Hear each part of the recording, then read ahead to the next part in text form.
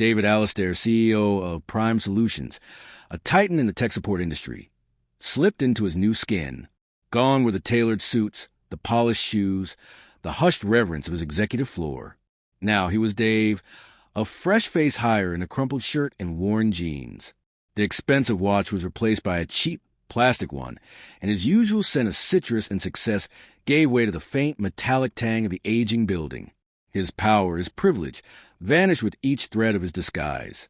He felt the coarse fabric of his uniform against his skin, the unfamiliar weight of a cheap ID badge. The sounds that assaulted him were a symphony of organized chaos. The relentless chime of phones, the urgent staccato of keyboards, the low murmur of frustrated voices. This was a support call center, a place he'd only ever seen in glossy reports, a place where his assumptions were about to be shattered. A persistent, nagging feeling had driven him to this extreme. Recent customer satisfaction scores had plummeted, and employee turnover was quietly, steadily rising. He dismissed it as a blip, a temporary hiccup in their otherwise stellar trajectory. He expected to find minor inefficiencies, perhaps a few disgruntled individuals. He certainly didn't anticipate the jarring reality that awaited him. The first whisper of unease came on his second day. He noticed how callers were often rushed off the line, their questions half-answered. He overheard a senior agent, a woman named Carol, sighing deeply after a call, muttering, "Another one shoved to the grinder." The air was thick with a palpable tension, a sense of being constantly under the gun. His stomach tightened. This wasn't the efficient, customer-centric environment he'd envisioned. Could he have been so wrong? Then came his personal gauntlet. A particularly irate customer, their voice crackling with frustration, demanded a complex technical solution David, or rather Dave, hadn't been trained for. His supervisor, a gruff man named Lenny, hovered nearby, eyes narrowed, a timer seemingly ticking in the background. Sweat beaded on David's brow. He fumbled with the software, the customer's impatience mounting, Lenny's presence a heavy weight. He felt the flush creep up his neck, the unfamiliar sting of incompetence. He had to improvise, to think on his feet, relying on scraps of memory from his own system's architecture, narrowly avoiding a complete meltdown. The stress was real, visceral. The crushing realization hit him like a physical blow when he witnessed a ticket farm, a small, backroom operation where a handful of overworked agents were tasked with closing out customer tickets without actually resolving the issues, just to meet impossible quotas. This wasn't just inefficiency. It was a deliberate, systemic flaw designed to manipulate metrics, not serve customers. A sudden coldness washed over him, a tightening in his chest.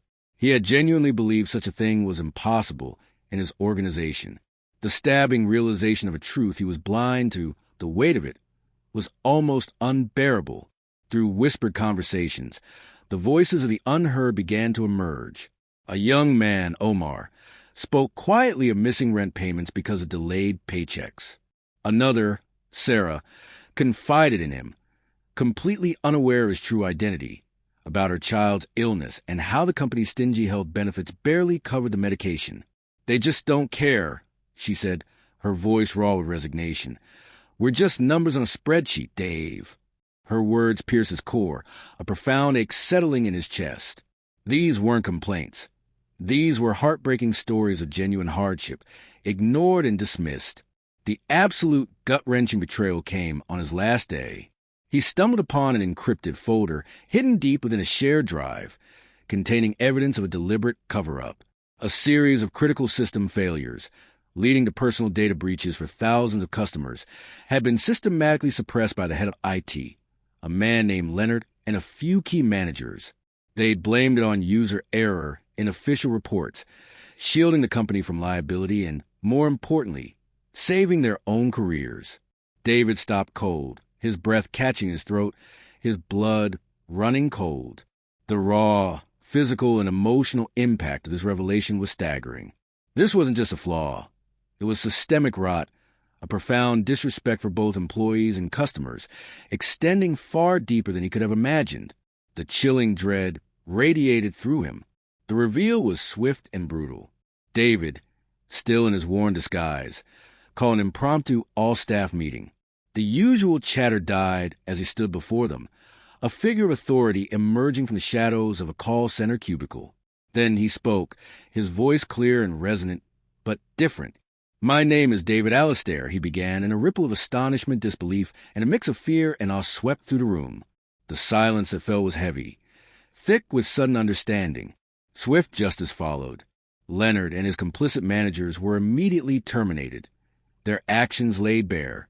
David Alistair, no longer Dave, addressed the remaining employees with unwavering resolve. "This ends now," he declared.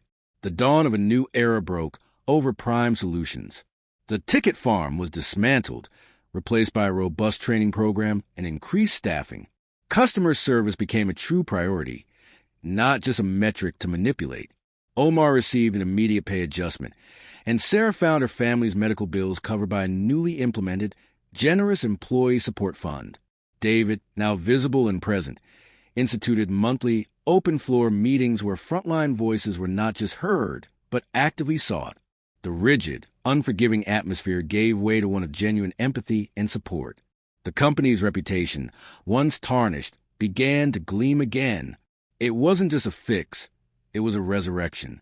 Prime Solutions, under David's transformed leadership, became a beacon of fairness, purpose, and a truly empathetic culture, a testament to the vital importance of listening, the transformative power of connection, and the profound impact of courageous, ethical leadership.